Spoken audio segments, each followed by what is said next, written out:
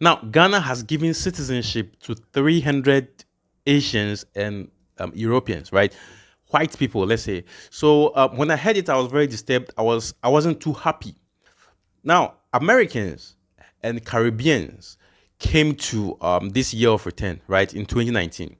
Now, between this 2019 and 2024, close to 1,000 African Americans and Caribbeans have been given this citizenship, right? Meanwhile, we have Asians and Europeans who have stayed in Ghana for a very long time. Some 20, some 10, 15, 25 years and 30 years and all that. They've stayed in Ghana for a very long time and they don't have this citizenship, right? So, according to my source, there was a little talking among these Asian, European, their society, their community. I mean, there were discussions going on. So, and it makes sense because these people have invested a lot of money. Some of them own even steel plants. And you need about $7 to $10 million to install a steel plant. It's very expensive. They own huge factories, huge businesses, and they don't have this citizenship, right?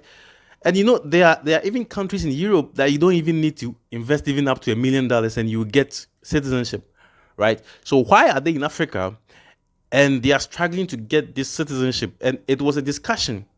So I think the government of Ghana was left with no choice than to give these people citizenship. And to me, I think it makes sense, but I'm not happy about it. I'm not happy about it for this reason, right? One, I have traveled. When you go to Europe and this is Asian countries, there are some Asian countries who are racist by default. They are just they don't like black people. Straightforward, they don't like them, right? And even they show it in Ghana. How many, let's say, weddings or funerals have you been to, and you see this Indian sitting there, an Indian sitting there, and it's like, oh, the one doing the wedding is my friend. You never see those things, but there are a lot of them in Ghana, but you don't see them associating themselves with the locals or any black person, right? Because the black people in Ghana are not all Ghanaians. Many of them came from different parts of Africa and the world, right? So you don't see them associating themselves with black people, apart from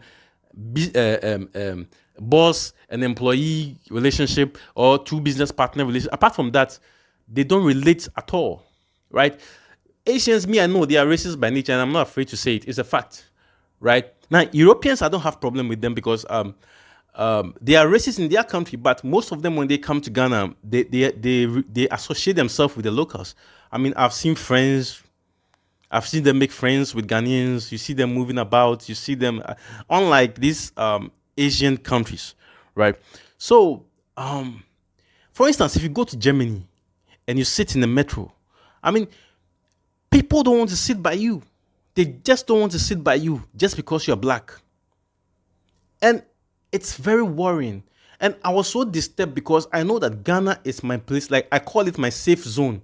Now, what I mean by safe zone is that when I'm traveling outside of Ghana, I know very well that I'm going to experience racism and all that is possible. All that is possible. But I'm not bothered. The reason why I'm not bothered is that I know that I'm staying there for just a short period. I'll come back to Ghana, my safe zone, where I'm respected as a human being, where I don't need to beg people to respect me, right? Yeah. So having these people to now become citizens in Ghana, I know there are Ghanaians who also go to Europe and stuff and they become citizens. I understand. But Ghanaians don't become racist in Europe. They don't become racist in Europe. They even want to associate with these white people, but it's like you are privileged to even be around them. That's the feeling they give you. You have the feeling that I'm even privileged to be around them. They will make you feel that they are superior and they what they call the white supremacy. They will let you know, right? So I'm very disturbed because I don't want to experience this in Europe and other parts of the world. And when I come back home to my country, I also come and experience the same thing. Because what I'm talking about is happening in most African countries. Recently, Miss Trudy, if you know Miss Trudy, the wife of Wodemaya, he is one of the famous YouTubers in Kenya.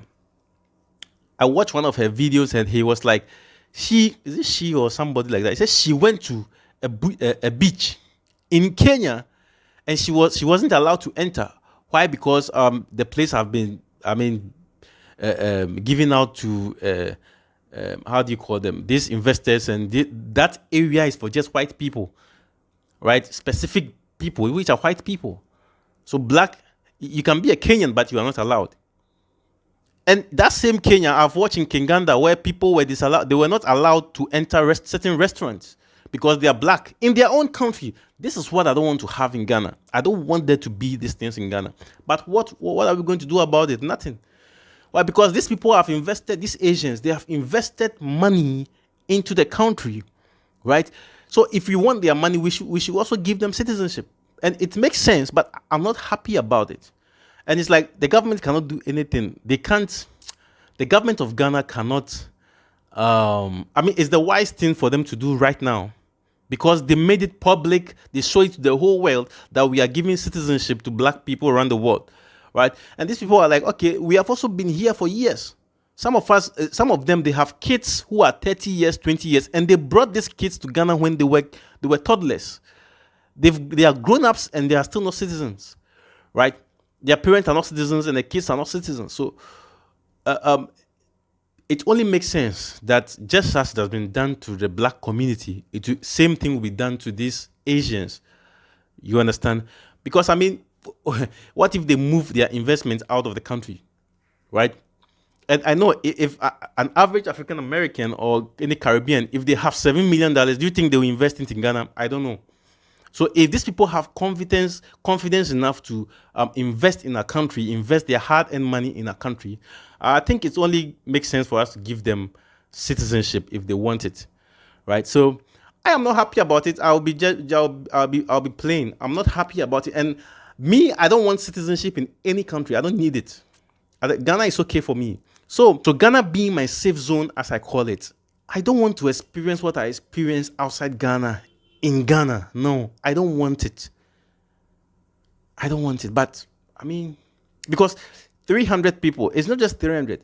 It also means that their children can become citizens. Their children's children to keep moving until they have a whole city to themselves.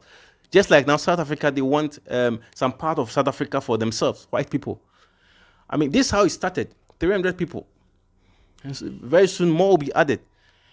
You see, so I suggest that just like Dubai, they have specific visas for they have a certain visas for investors. People who are investing in their country have some kind of visa they give to them. You understand? I think we should start implementing that, so you don't feel entitled that so far as you have invested money into the country, you have to be given citizenship. No, because these people don't respect black people. Straightforward, they don't respect black people, right? They don't respect us.